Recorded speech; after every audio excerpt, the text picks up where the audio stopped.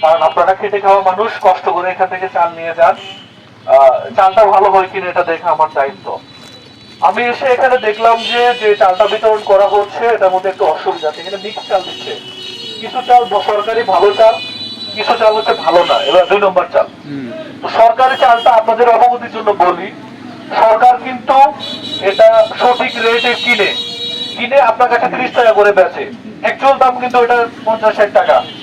এটা সরকার আপনার কাছে কমে বেচে, কারণ আপনারা আমাদের নাগরিক, আপনারা দেশের মালিক, এই জন্য সরকার আপনাকে ওই সুবিধাটা দেয়।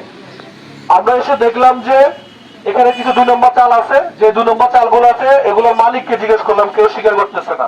ওই চালগুলো আমি জব্দ করতেছি মোবাইল কোর্টে। আর আপনাদের টিসিবির মাল কিছু আগের মাল ছিল, ডিউ বলে ওরা ওদের ভাষায়, ওটা 1100 কেজি ছিল নাকি? 1100 কেজি আছে সাথে মাল।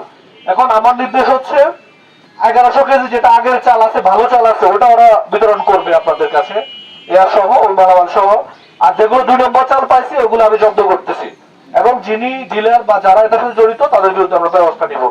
আপনাদের যে এতক্ষণ কষ্ট দিলাম, আপনারা বৃষ্টিতে ভিজছেন, আমি আপনাদের কাছে দুঃখ প্রকাশ করছি, কারণ আমার কারণে আপনারা এতক্ষণ কষ্ট পাইছেন। সবারই কাজ আছে ভাই। ভিতরে নিয়ে যাবেন কোনোতে